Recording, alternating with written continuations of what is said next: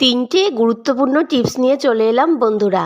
আজকের এই তিনটে টিপস এতটাই গুরুত্বপূর্ণ এবং কাজের যে এই টিপসগুলো তোমরা না দেখলে কিন্তু সত্যি সত্যিই খুব মিস করবে।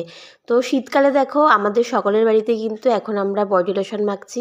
তো এরকম বোতল কিন্তু অনেকের বাড়িতেই থাকে, যেটা এরকম চাপ দিলে অনেকটা পরিমাণে বেরিয়ে যায়।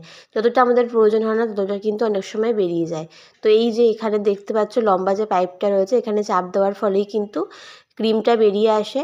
তো আমাদের কি করতে হবে, এরকম গার্ডার নিতে হবে। গার্ডার নিয়ে ঠিক এই যে মুখটা রয়েছে, লম্বা মুখটা রয়েছে, ওইটার মধ্যে গার্ডারটাকে এইভাবে ঘুরিয়ে ঘুরিয়ে দিয়ে দিতে হবে। আমি যেভাবে দিচ্ছি তোমরা দেখে নাও।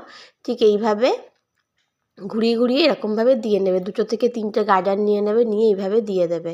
ওই জায়গাটা এরকমভাবে কভার করে দেবে। তারপরে দেখবে তোমরা যখন হাত দিয়ে চাপ দেবে, দেখবে অনেকটা পরিমাণে বেরিয়ে আসছে না, খুব অল্প পরিমাণে ক্রিমটা বেরিয়ে আসছে। এবং আমাদের যতটা দরকার ততটা কিন্তু আমরা ক্রিম এরমভাবে বের করে নিতে পারবো।